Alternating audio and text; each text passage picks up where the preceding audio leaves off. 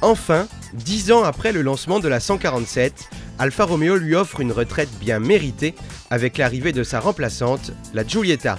Présentée au dernier salon de Genève, cette nouvelle Alfa Romeo ressuscite un mythe. La première génération de Giulietta en 1954 avait en effet tout simplement été la première voiture de grande série produite par Alfa Romeo. Il s'en était vendu pas moins de 180 000 exemplaires en 8 ans. La seconde génération avait connu moins de succès entre 1977 et 1985. Le succès, la Giulietta de 2010 y est contrainte.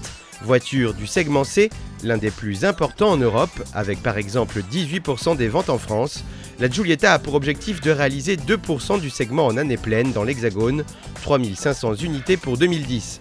Un objectif à la fois ambitieux et raisonnable, vu la qualité de cette Alfa Romeo, véritablement bien née. Elle est ainsi la première voiture du groupe Fiat basée sur l'architecture dénommée Compact, une toute nouvelle plateforme adaptable à des empattements et des voies différentes et que l'on devrait donc retrouver aussi bien dans les futures berlines compactes que les petits SUV annoncés du groupe. Légère grâce à l'utilisation de profilés d'aluminium extrudé et de xénois, cette plateforme est également très rigide grâce à l'emploi d'acier trempé spécifique. Concrètement, elle permet un allègement de 8,5 kg sur l'avant et de 4 kg sur l'arrière par rapport à une structure classique. Mais la Giulietta possède bien d'autres arguments, à commencer par son style.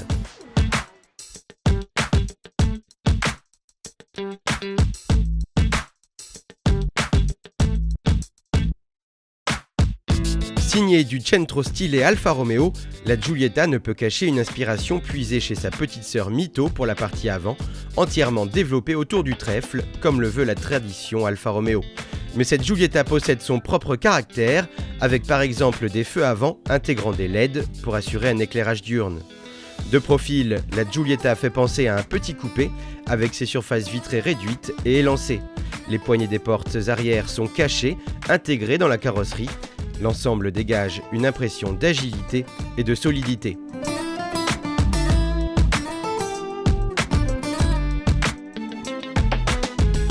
L'arrière est plus massif mais ne manque pas de dynamisme avec ses optiques originaux disposant, comme à l'avant, de LED. Avec 4,35 m de long, 1,80 m de large et 1,46 m de haut, cette Giulietta grossit encore par rapport à la 147, mais pour une fois, cette prise d'embonpoint se fait au profit du coffre, qui offre un volume raisonnable de 350 litres. Malheureusement, le seuil de chargement est trop haut, beaucoup trop haut. L'habitabilité intérieure est elle aussi en progrès. Les plus grands trouveront de quoi caser leurs jambes, un peu moins leur tête, à cause d'une garde au toit plus réduite. À l'avant, le conducteur trouvera facilement ses marques. La planche de bord est pourtant entièrement nouvelle, tout à l'horizontale, avec de nombreux éléments couleur aluminium, du plus bel effet. Petit bémol pour la console centrale, positionnée ici classiquement, alors qu'habituellement chez Alfa elle est orientée vers le conducteur. Heureusement, le très bel habillage des commandes vient faire oublier cette petite déception, avec par exemple des commandes poussoirs inspirées de celles de la 8C Competizione. Le levier de vitesse est à la fois esthétique et agréable en main. La qualité de finition est une nouvelle fois en hausse, à l'exception de quelques très rares plastiques à la qualité en deçà de l'ensemble. 2 motorisations essence et 2 diesel sont disponibles au lancement, complétés au cours de l'été par le 1750 TBI essence de 235 chevaux qui équipera la Quadrifoglio Verde. Pour notre essai, nous avions retenu le diesel 2 litres JTDM de 170 chevaux. Avec son couple de 350 Nm à 1750 tours minute, il se montre à l'aise partout et tout le temps. Il permet d'atteindre 218 km/h et de passer de 0 à 100 km/h en 8 secondes. Sa consommation est mesurée avec 4,7 litres en cycle mixte et ses émissions de CO2 plafonnent à 124 grammes par kilomètre. Dotée d'une toute nouvelle direction dual pignon, cette Giulietta se montre précise et directe. Concrètement, les 2 pignons sont montés directement sur la crémaillère du boîtier de direction.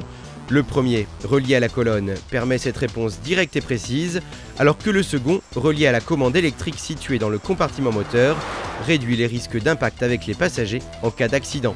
Le train avant s'est révélé incisif et la commande de la boîte 6 manuelle bien guidée. Grâce à de nouvelles suspensions de type McPherson à l'avant, multilink à l'arrière, La Giulietta présente un excellent compromis entre le confort et la sportivité. On est très loin des suspensions hyper dures de la petite Mito.